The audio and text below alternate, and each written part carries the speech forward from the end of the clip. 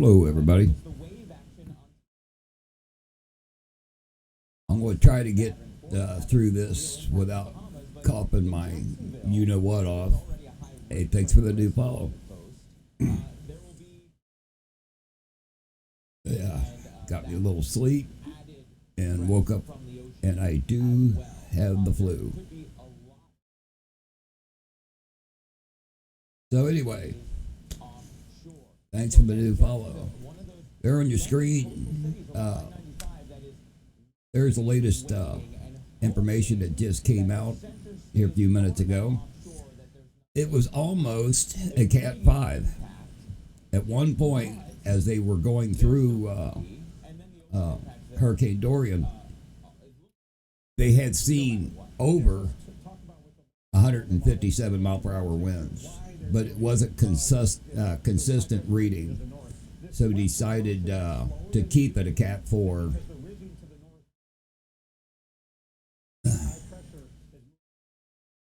Yeah, but it wasn't consistent.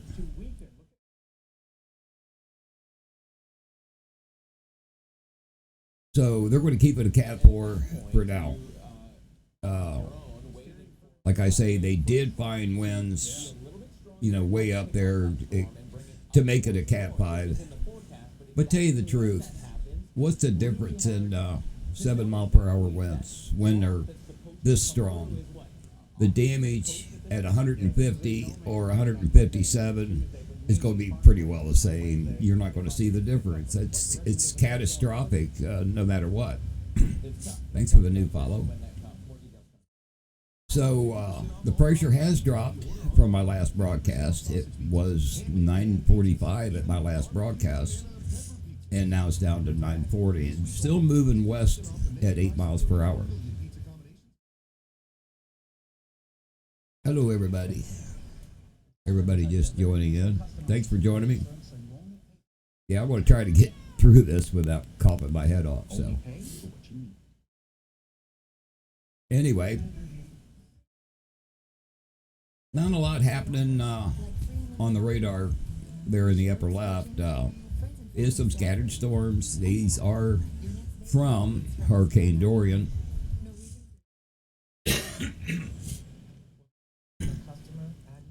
But let me double check. I got things going here. Make sure I get this file saved. All right, let's go ahead and take a look at the latest code. Now they have slightly shifted this a little bit to the west. Yes, Florida is not out of the question for landfall. Just like I was saying on my last broadcast, I had kind of seen this coming. There's actually a low that's going to be in the Gulf. That's going to help to affect it a little bit. The biggest problem, like I said on my last broadcast, I'm not going to get too overwhelmed with trying to figure out where it's going to go after it leaves Bahamas. And the reason why is it's going to be stuck over the Bahamas for a couple days. It's going to be affecting the North Bahamas for at least 3 days.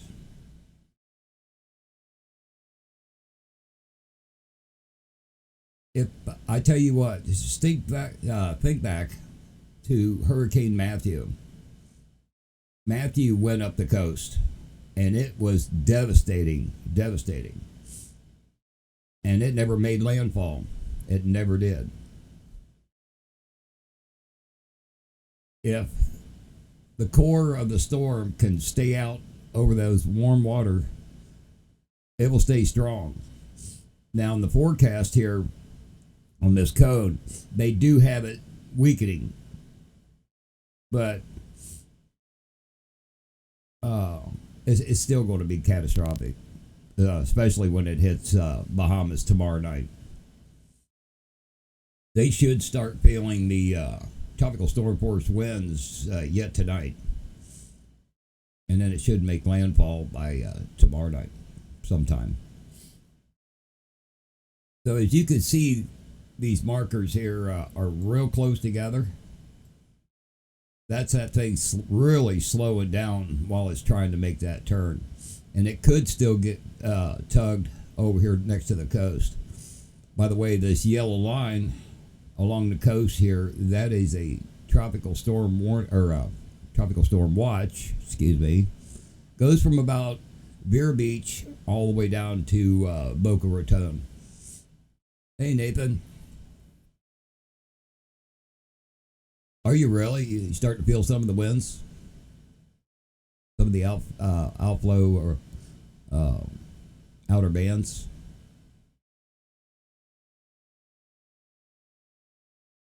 Yeah, it's kind of up in the air. You know, all the different models they're still showing all kinds of different stuff. Now I want to show you a different cone.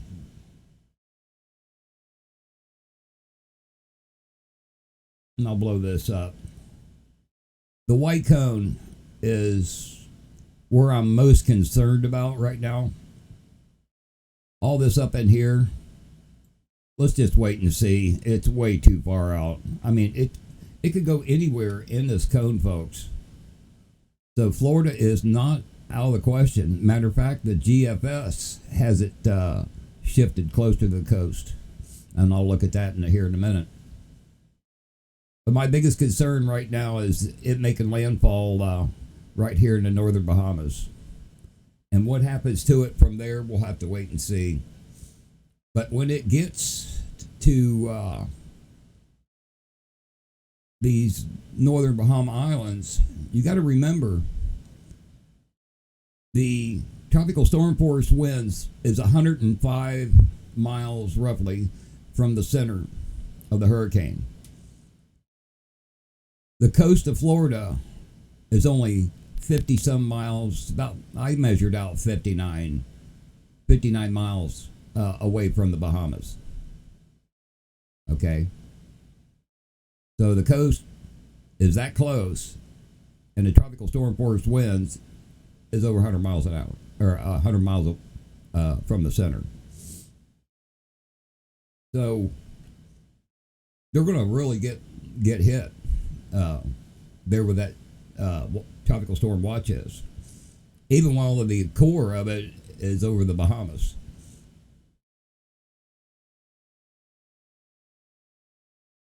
Now let's go ahead and take a look at the GFS.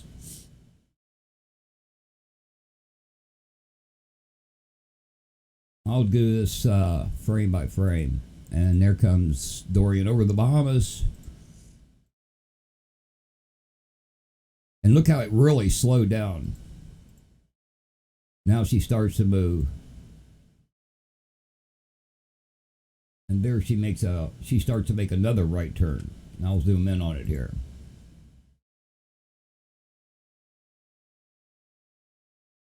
So yeah, she's real close to maybe making landfall. Now if this thing wobbles the least little bit, it changes everything.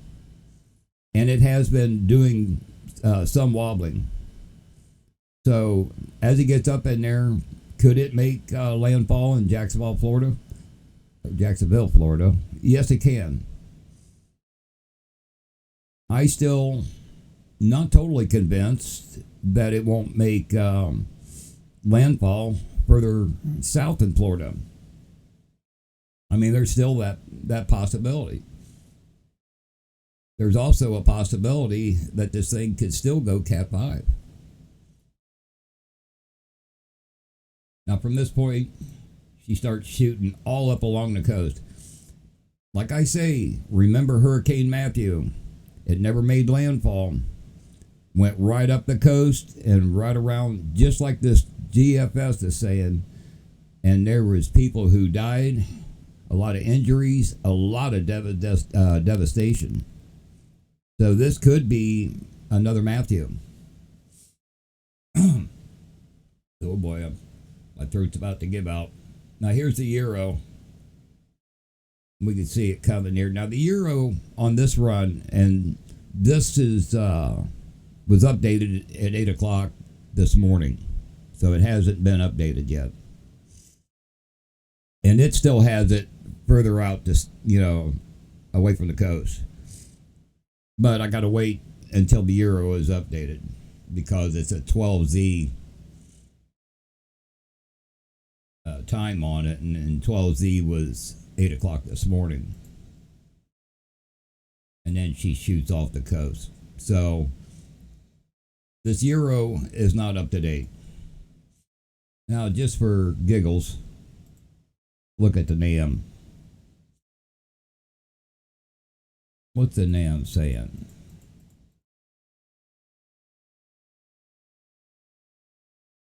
There it goes. Yeah, the model run ends with it wobbling right over the Bahamas. So, yeah, let's look at the HRRF.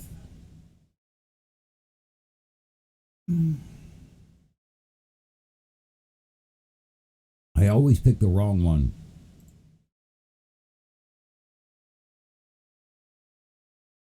Yeah, I got to go to another website.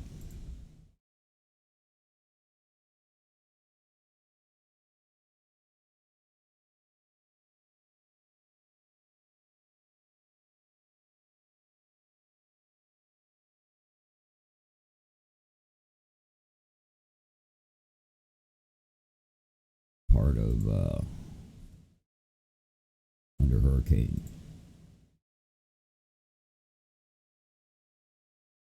I don't want the P, I want the L.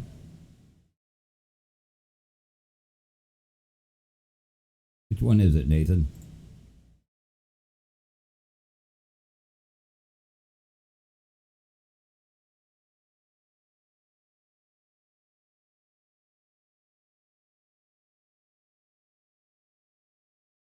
Not that.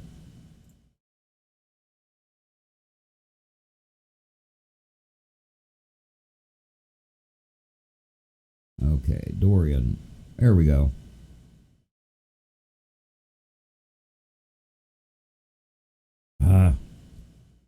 Internet's running slow. Let me just go ahead and play this so it loads up all the frames, and then we'll go step by step.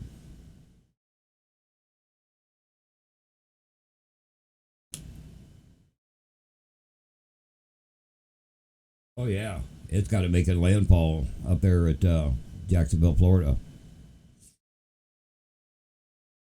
That might be the place to be. Now it won't be, at least according to the latest estimates, it won't be nowhere near as strong by the time it gets up there. But that's still days out.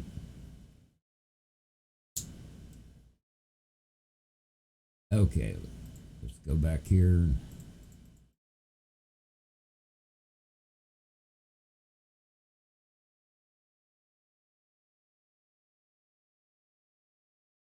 Poor Bahama Islands, they're talking, they're going to be affected by this thing for 3 days. You imagine living there and having a Cat 4 hurricane just tear you apart for 3 days?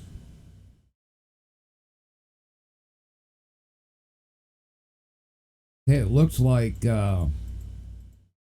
actually, it looks like it could be south of Jacksonville when it starts to make landfall. And this is Wednesday 3Z.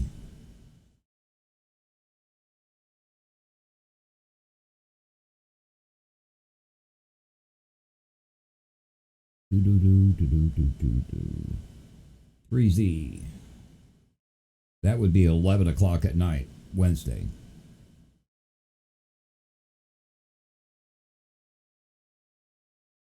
I think that would be north of Vero Beach.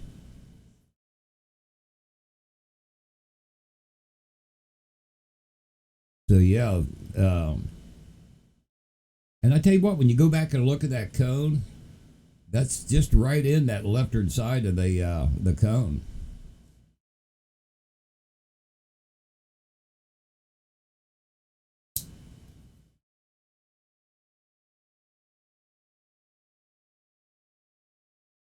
Doesn't look like it's near as strong at that point. Oh, let's see here. I want to go back to this one.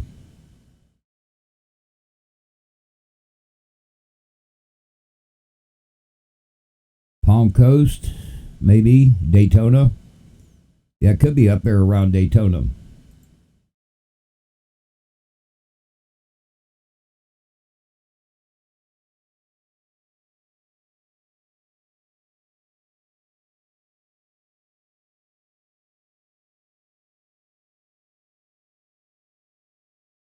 Yeah, that definitely looks like it could possibly be up there around Daytona Beach.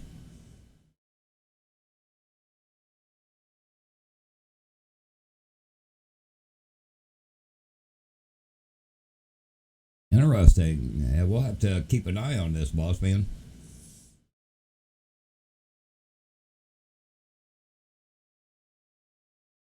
How strong is your winds, Nathan?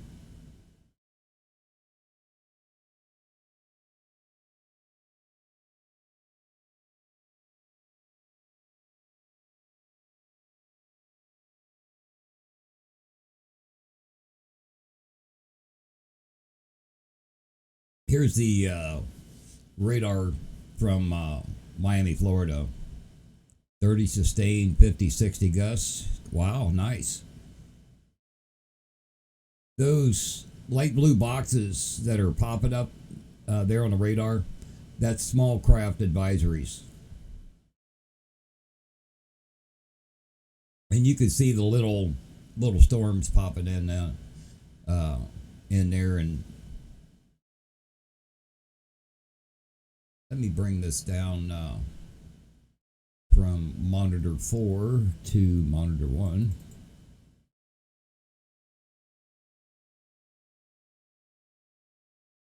Here you can see Nathan's right there.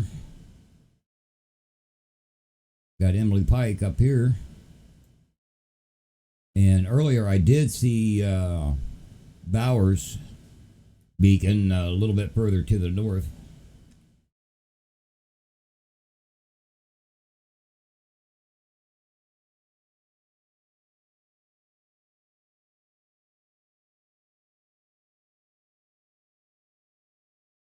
I'll probably do that tomorrow. Unless, Becky, you want to go ahead and do it. Nathan, are you still streaming?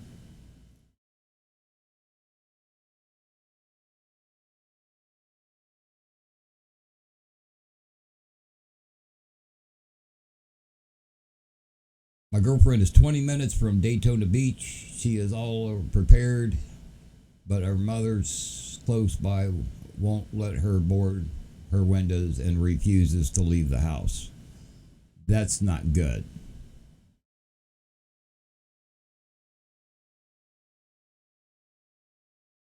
Oh, okay, you're going to do ASMR tonight?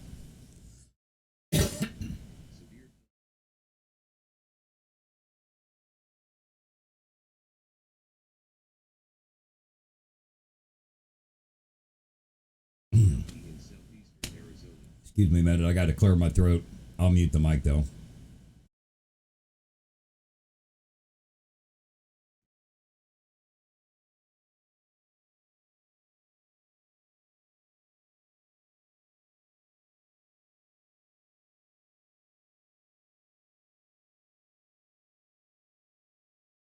Well, I can agree with that.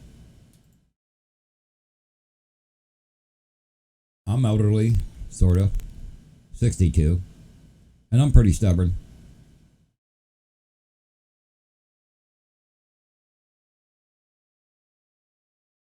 And here's a look at it from the satellite.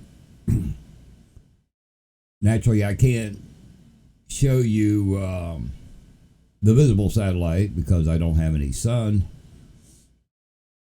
This is the infrared.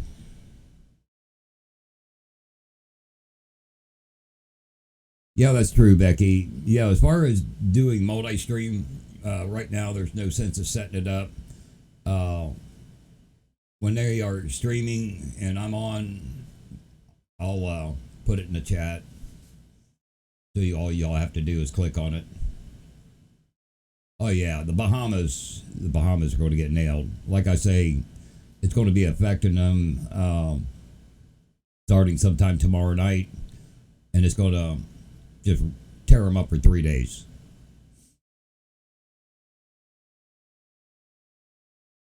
Now, even though this thing looks lopsided, look at that main core. The main core is pretty symmetric.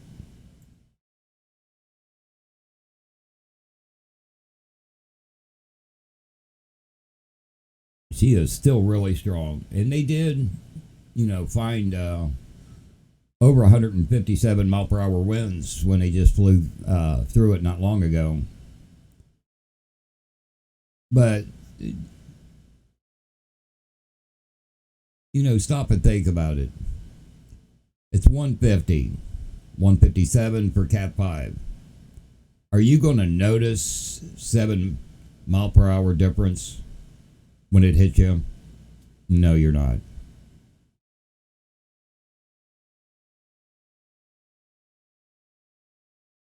Take a glance at Nassau. Well, I still got it. Not a whole lot to see. It's kind of hard to see here.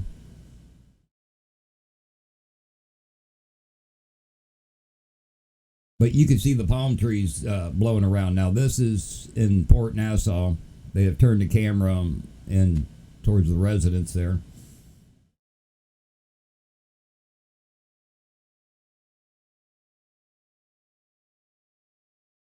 Where do I read comments?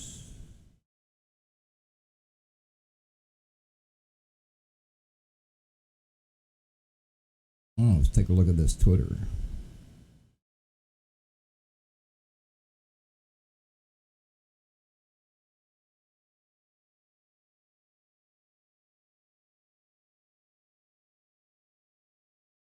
Yeah, that's pretty much what I've been saying.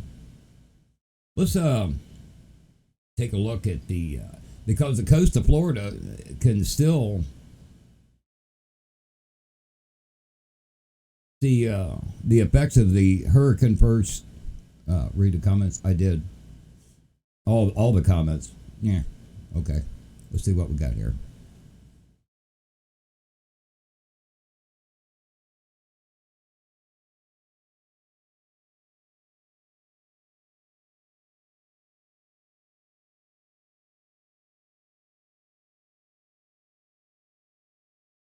Uh-huh. Huh.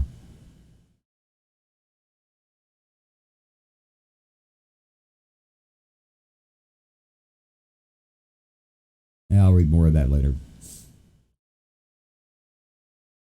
Take a look at the wind speed probabilities. Now, this is for the tropical storm force winds, and those purples there, that's 90 to 100%,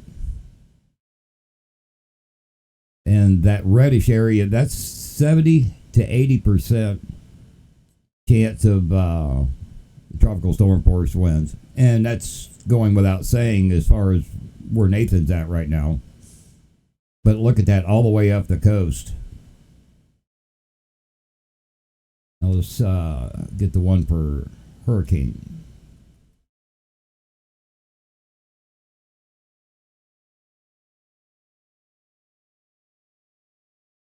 Now that yellow and a little bit darker yellow, that's 40 to 50% chance of hurricane force winds there at the coast. Okay, Jed, you're heading south. Where are you at now?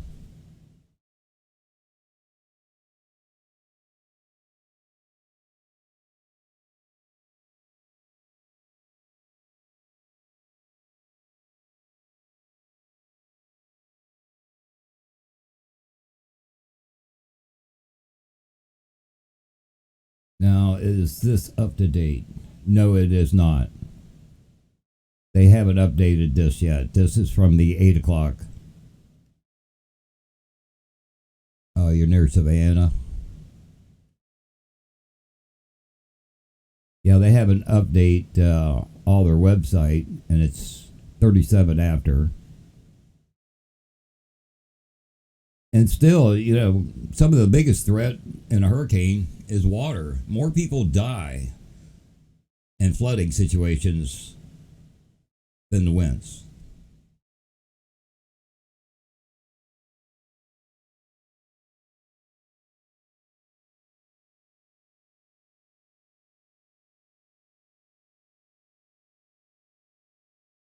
What we got here? Oh, your clips.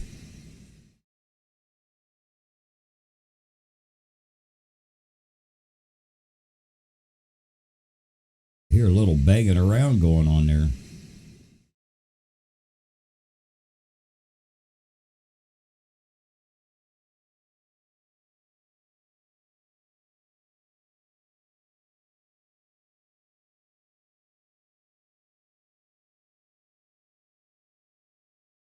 But again, this is not up to date. Doggone it.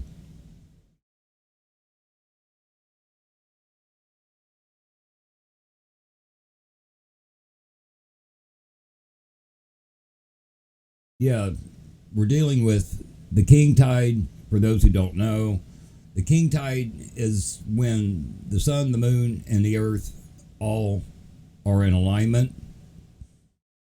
So that raises the water up to as much as a foot. Okay, Nathan, go back to bed, man. Get some rest. We'll catch you tomorrow. So then, I believe 10 in the morning to noon. Thanks for the follow. At 10 o'clock at night to midnight is your regular tidal cycles. So you got king tide that could raise it up a foot. You're going to have your high tide, plus you're going to have storm surge. So definitely there's going to be a lot of flooding along the coast.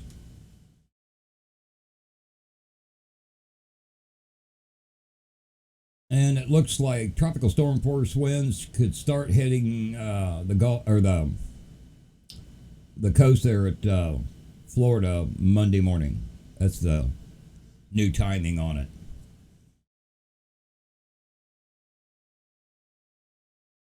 Coast of Florida will start feeling the effects of the tropical storm force winds at 8 o'clock Monday morning.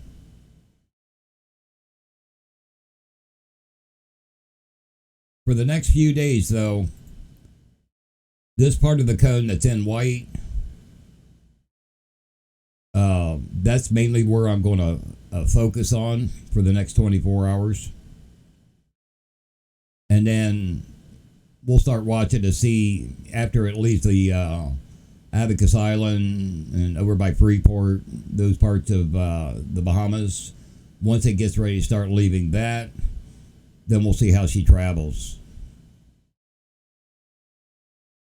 Like I say, the center line of the cone, they have slightly shifted that back to the west a little bit. And the GFS, the HWRF, has all got it, right against the coast. HWRF looks like it may make landfall with that model around Daytona Beach. But all the models are saying something different again. Now, the Euro has not been updated since 8 o'clock this morning. So I got to wait for that to update to take a good look at it.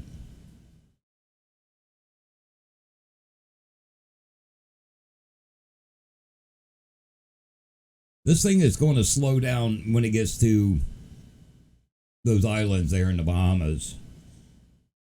And last that I seen, it's going to slow down to about 2 miles per hour. By then, you'll know whether you should get the heck out of there or not. You live up there by Daytona?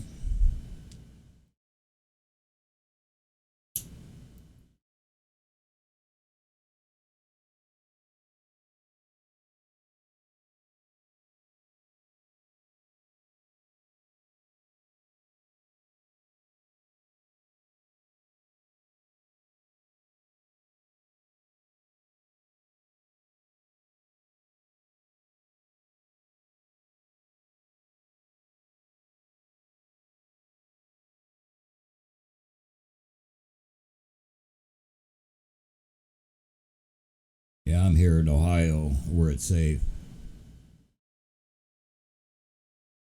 Yeah, we'll have to keep an eye on it. You know,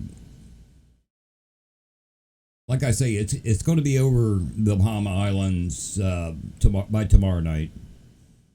Last I seen, it was roughly about 120 miles away from the Abacus Island and Freeport and all that part of it.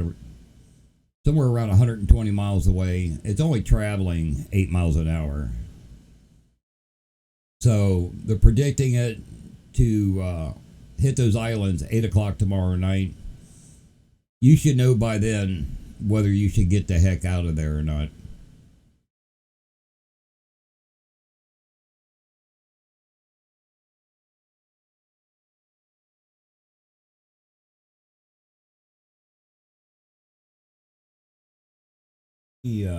Look at the stats for Matthew.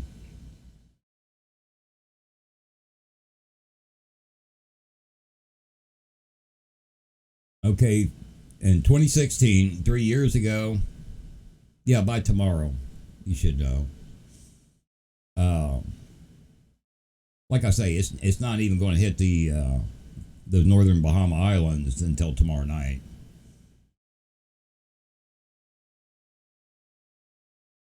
But if you live in Daytona, that's far enough north. I think you should be able to get out of there without too much troubles. But 2016 Hurricane Matthew didn't make landfall, went right up the coast, just like these models are showing. You know, the Euro and GFS. 11 people died in Florida, 3 in Georgia. There was 1.5 million customers without power. There was widespread coastal damage from storm surge and waves. And I don't believe they even had a king tide during that. I don't remember for sure.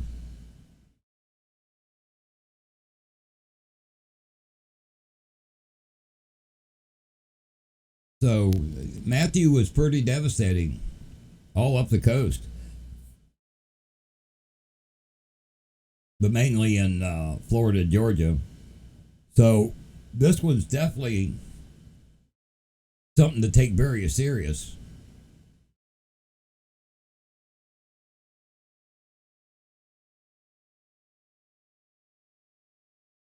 I tend to think with that low that showed up over in the Gulf and the prevailing winds that's going, associated with that. Uh, I don't know if Sandy had a king tide. That would be something I'd have to Google and look up. But I forgot what I was saying. I'm trying to sneeze here, so I'll try not to get it all over my microphone.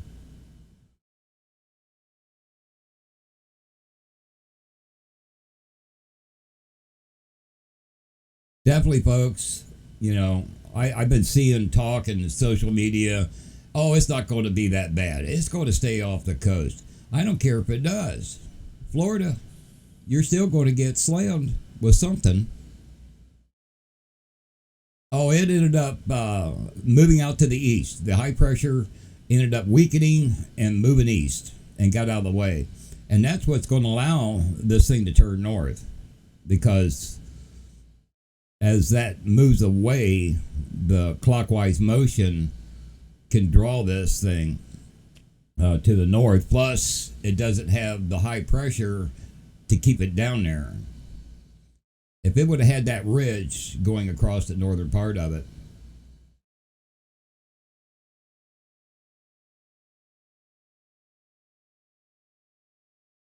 um, if it had that ridge, it definitely would hit Florida.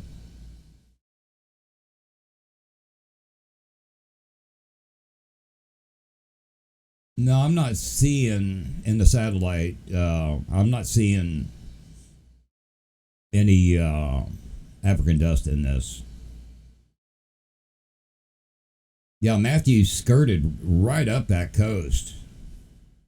Just like the models are starting to show this one. I mean, the GFS has got it really close.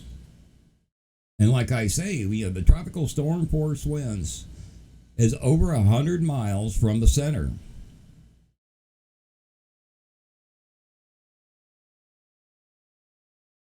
Yeah, that's what I was saying, Jen.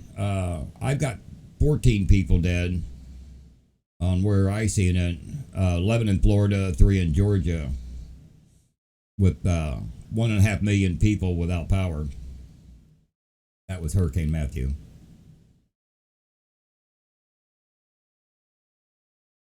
So, with those tropical storm force winds, this thing is going to be over the Bahamas. I measured right around 59 miles from the coast of Florida to the Bahamas. So, with a 100-mile stretch of winds coming from that center, definitely Florida is going to get it.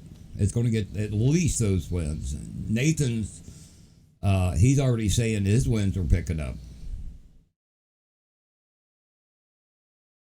They have it right now weakening. Let me look at this for you.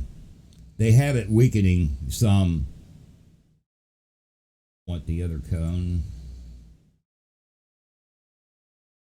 Zoom in on it here. Okay, at this point in the Bahamas, it's 150 mile per hour. This point, this is where it really starts slowing down. It'll be 145 mile per hour. Now, this is not written in stone. And then 24 hours later, it's down to 140 miles per hour. So as it's making that turn, it's going to weaken. And then when we get on up here, they've got it down to 125 mile per hour winds.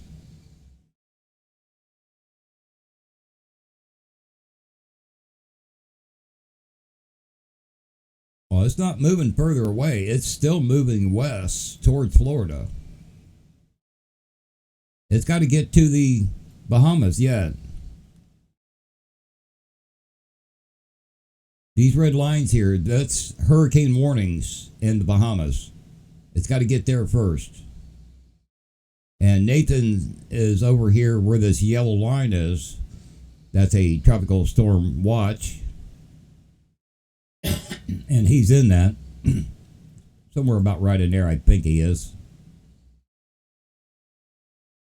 So he's going to feel the tropical storm force winds when they get there, which will be on Monday. Let me see if they've updated those wind speed probabilities. No, they have not. Arrival times. We'll just do, let's go ahead and add that in. We'll add the 5-day. There's your timing. Now, this is for the earliest reasonable arrival time of tropical storm force winds, not hurricane winds. This is the timing. So where he's at, well, they've got him now at 8 o'clock tomorrow night, give or take a few hours.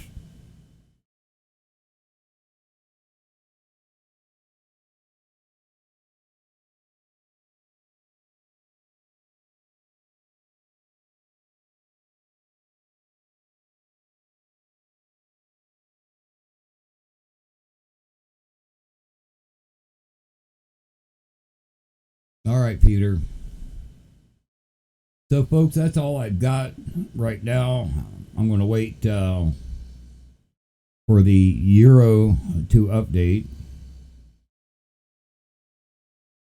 because it's still from 8 o'clock this morning. And the GFS is already updated, and it's got it a lot closer to the coast. I don't know where Koch and Nick is.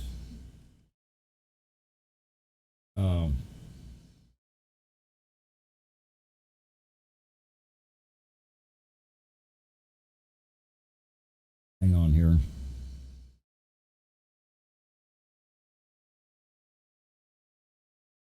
The last I seen Kyle, he was up in here. Emily is right there, and Nathan is right there.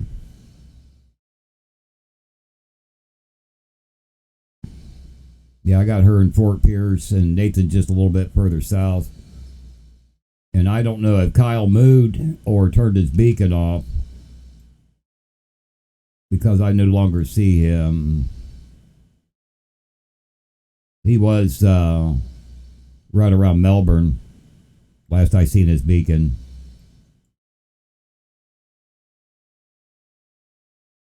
Oh, okay. I'm going to say that's the last I seen him. So, folks, that's all I've got for now. I should be doing the 11 in the morning for sure. With this flu, I don't know how I'm going to feel at the 5 and 8 o'clock in the morning, but I'll definitely do the 11 o'clock in the morning. We'll know a lot more by then in 11 hours. So thanks everybody for joining me. I appreciate it. If you like what I do and you would like for me to keep coming to you with not only this hurricane stuff, but also behind the scenes when I'm helping the storm chasers, please donate if you can. I would greatly appreciate it. It really helps me out. So thanks everybody. We'll catch you on the next broadcast.